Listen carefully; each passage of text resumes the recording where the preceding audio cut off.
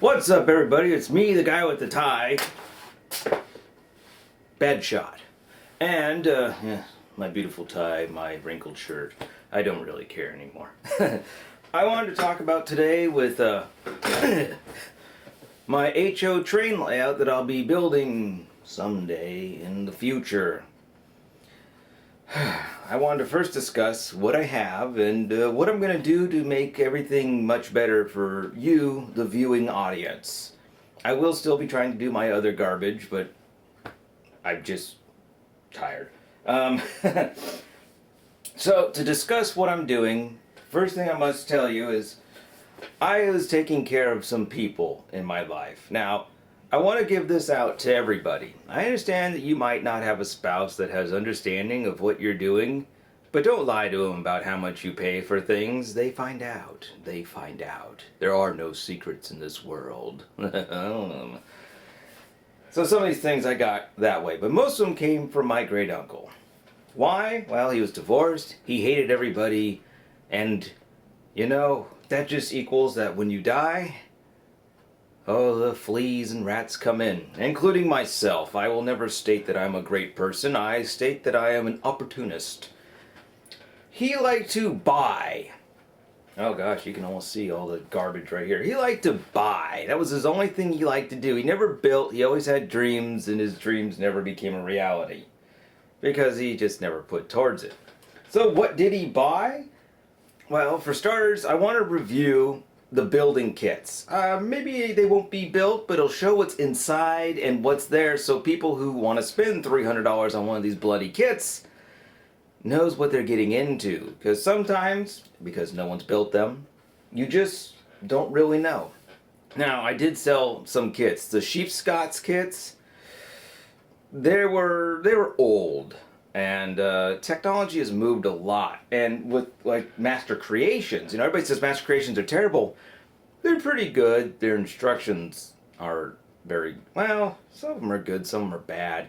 Railroad Avenue is sort of the same way. Big buildings, very beautiful Victorian buildings. They show you some pictures and give you some instructions.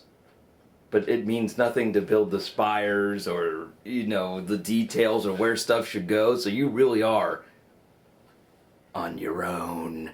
Luckily, it is a building with 4 walls. You get the gist, but it is a lot of where does this go? Where the flip does this go? So first, that is the first thing I want to say. Second thing is my layout's going to be very interesting. I really am into the Old West sort of thinking. I came from a country where steam engines were still in function, and then when I came here, I love going to Roaring Camp. That's in Santa Cruz, the Santa Cruz Mountains. Regardless of what people say, it's Santa Cruz. Don't worry about it. And I always love going there, and I always like, man, I want to build something like this using shays or climaxes or hyzers and logging stuff. So when he passed and I saw all this stuff, I was like, dang, grab it. But the thing is, I've been collecting trains for a while, modern era, because when I worked, Southern Pacific used to drop stuff off all the time. So I had a connection with that, and I understood how the modern world functioned because we're living in it. It's like the past has some issues. We're not living in it. It's down now to your imagination instead of being at times prototypical. So the kits that he has are like FOS, Sierra West, micro scale. He had every Sheepscot one built. I sold them all except for bits and bods. Master Creations, BTS, FSM. He has almost every fine scale miniature kit and sometimes duplicates. I sold some of the duplicates because they're unnecessary. Like the Abrams Bakery. 1 is 1. You don't need 3. What else we got here? Bar Mills, CCK, Casey's Workshop. Just SSLTD. A lot of I think that Scale Structures Limited. I haven't really looked into them very much. I've been more or less looking into the FOS stuff. Jason Jensen has built a lot. I'm not going to copy what he does, the stacking method. It works for some people. I don't like. I like open space. So then we come to part 2. And I was left an office building. connected to a house that I'm going to hopefully be living in sometime soon. 2 or 3 years needs repair. And the office space that was left to me that can't really be used for anything besides storage, which is kind of what it's being used now, but we're throwing stuff away and whatnot. It is 42 by 24 feet. And every space is open and available, and there's 2 windows in the whole space. So this is kind of just to show first off, this is my track plan. I can't see if it's in the camera because I can't see the TV now. Basic. There'll be 2 helixes, and underneath that will be the switching. I'm just not a fan of switch yards. You gotta fix them, you gotta clean them. It's best to keep them covered, you know. And also, it keeps things clean. A lot of stuff will go back underneath after a day of running. You know, keeps the dust off. With even the best filtration, you're gonna get dust. So it's gonna be a real interesting how it's gonna function. The radius will be 34 1/8. I was left a lot of Cado Track, and I was thinking, you know, there's no reason to sell it. It's used. Pull it off of its bases, put wood ties down. It's already pre-bent, solder it together. I've done that before with Atlas Track and other companies for other people. Wiring will be my biggest issue. Luckily, I know somebody who'll be definitely helping with the buildings. He is a wiring genius. I'll ask him for advice, you know. But now I get to the next thing. I was widely available and open to any suggestion. Once again, I've been collecting trains for almost 20 years now. I have an engine, and I have 2 dozen cars.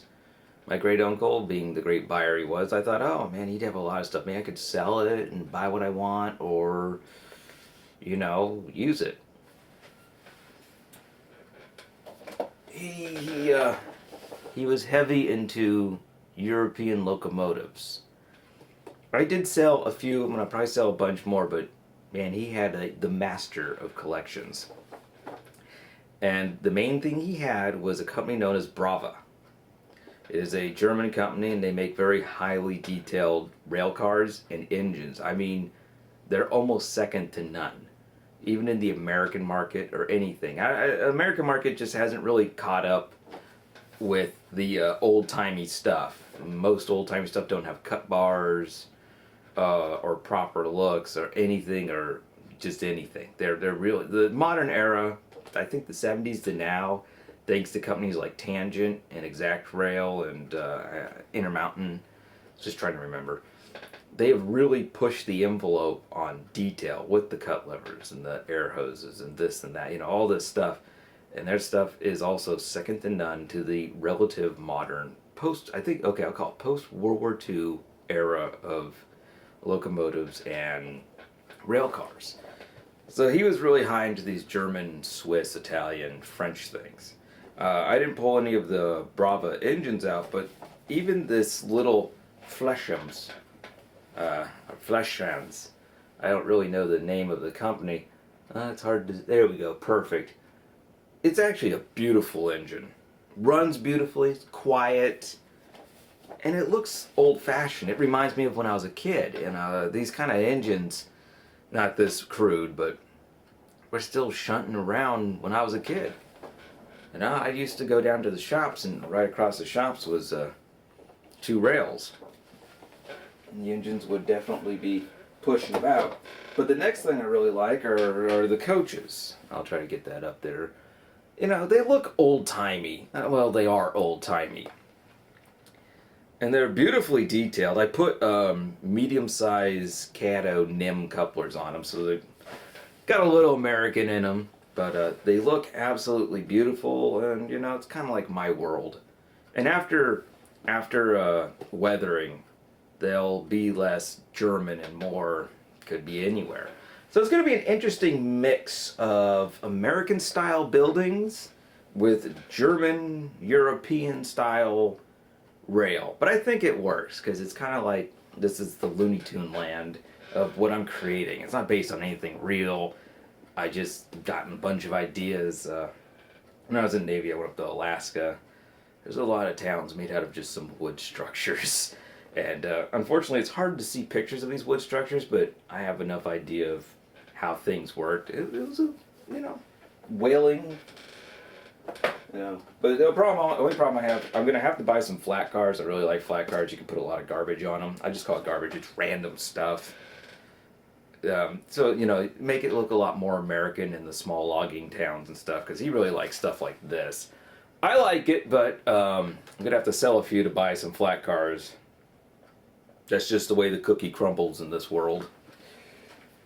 Next thing that he had was so I was considering going back to an older era, and then one thing is really stopping me. A bird in hand is worth two in the bush. He has a bunch of a bunch of these things. These are Coca-Cola, Pepsi, 7-Up, vending machines. He has them in all kinds of companies, all over the place. Yeah, but the big thing, so those are post-World War II. There's no doubt about that. They didn't have anything like that prior for the most part. So the next big thing is a ton of these as well. We've been weathering these up real nice, but they're German trucks and French trucks and Italian trucks. These are made by Bush. But he has a bunch of BOS and Neo. I don't know if you can see that. I only brought a few out here. So it's really been kind of a conflict in my mind. What do I want to do? So I figured, well, one thing I can do to help you guys out is understand what comes in these kits, regardless if they're built or not. And when they are built, a review of how it was built, why it was built, and what it looked like will hopefully be posted and it'll be all fully lit, very well detailed. The Sierra West kits have me very excited. The Master Creation kits, people told me scary stories about them. I think they'll just be what they are. That's it. I'm gonna see if we can light the gas pumps. Just stuff like that. We're gonna go full on mentally deranged. It's the only way we know how to do it in this world. And for the design of the layout, of course, it will change, but I'm still going to keep it simple. KISS is one of the biggest things I've lived with my entire life. It's keep it simple, stupid. It's a truthful statement. Switch yards will still not be up above. They'll be below. They'll use Cado Track below, just flat out.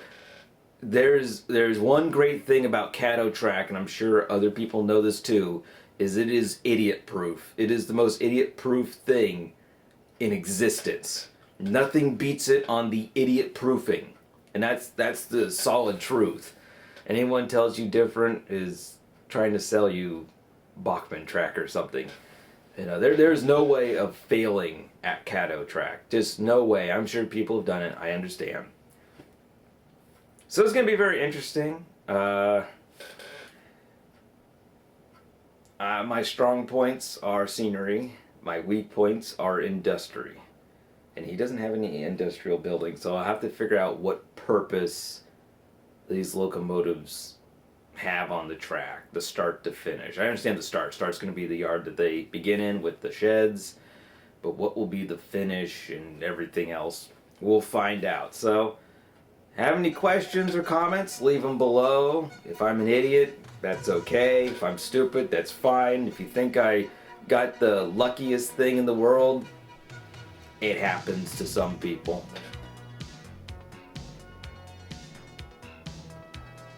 There's a cat at my door. Alright, well, God bless, take care, and I'll catch you all next time. Peace out, guys.